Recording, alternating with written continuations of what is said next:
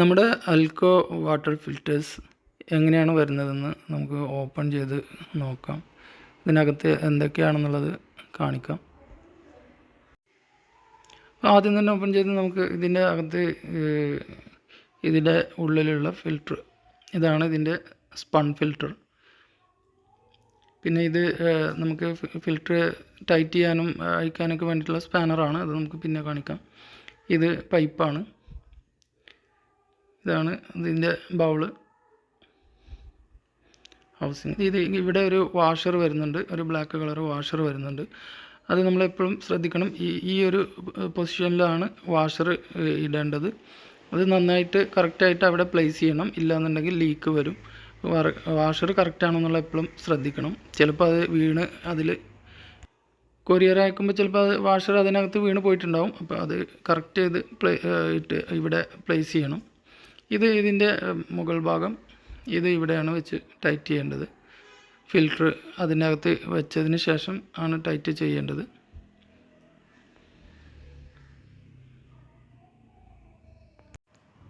നമ്മുടെ ടാപ്പിൻ്റെ അവിടെ കണക്ട് ചെയ്യാനുള്ള കണക്ടറാണ് ഈ ഒരു കണക്ടർ. നമുക്ക് ടാപ്പ് അയച്ചിട്ട് അവിടെ കണക്ട് ചെയ്യാനുള്ളതാണ്. നമ്മുടെ ഫിൽറ്റർ ഈ പാക്കറ്റ്, ഇതൊരു പ്ലാസ്റ്റിക് പാക്കിലാണ് വരുന്നത്. ഈ പാക്കറ്റ് നമ്മൾ ഓപ്പൺ ചെയ്ത് അത് പാക്ക് പൊട്ടിച്ചതിന് ശേഷമാണ് നമ്മൾ ഫിൽറ്റർ അതിൽ വെക്കേണ്ടത്.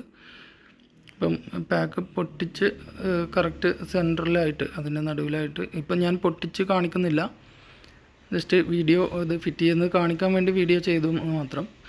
അപ്പം ഇങ്ങനെ പാക്ക് പൊട്ടിച്ചതിന് ശേഷം ഇതിൽ സെൻട്രലായിട്ട് പ്ലേസ് ചെയ്തിട്ട് ഇങ്ങനെ അടപ്പ് അത് വെച്ച് ടൈറ്റ് ചെയ്യാണ് വേണ്ടത്.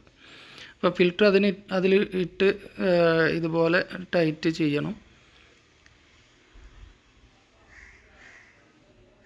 കൈകൊണ്ട് കഴിയുന്ന പോലെ ടൈറ്റ് ചെയ്തതിന് ശേഷം ഈ സ്പാനറും കൂടെ ഉപയോഗിച്ചിട്ട് ഒന്നുകൂടെ നന്നായിട്ട് ടൈറ്റ് ചെയ്യാം.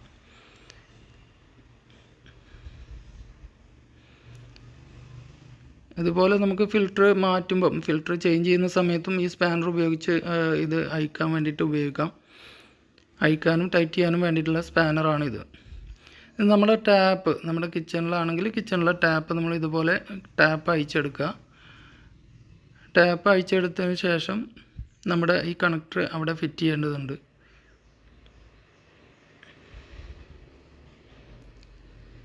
ഇതുപോലെ ത്രെഡ്സിൽ അതിൽ ചുറ്റിയാൽ ലീക്ക് വരാതിരിക്കാൻ നല്ലതാണ്.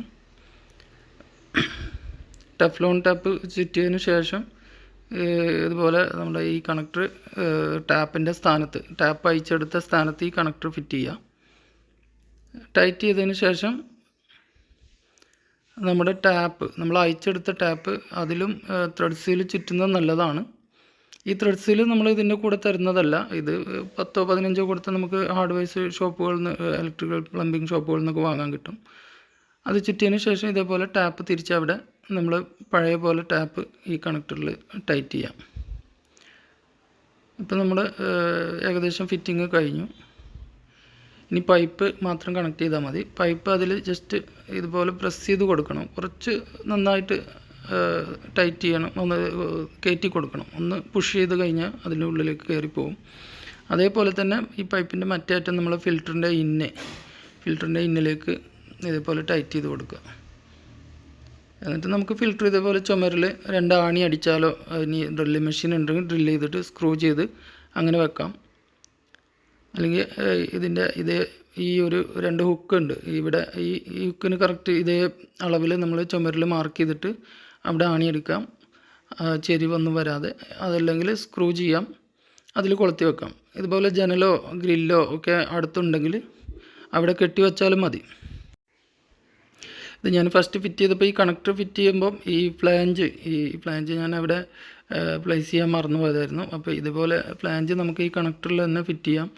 അവിടെ കണക്ടർ നമ്മുടെ ഈ കണക്ടറിലേക്കും ഈ ഫിൽറ്ററിലേക്കും പൈപ്പ് കണക്ട് ചെയ്യുമ്പോൾ ശ്രദ്ധിക്കേണ്ടത്, പൈപ്പ് നന്നായിട്ട് അതിലേക്ക് ഒന്ന് പ്രസ് ചെയ്ത് കയറ്റണം. ഒരു 1/2 ഇഞ്ചോളം അതിനുള്ളിലേക്ക് കയറും.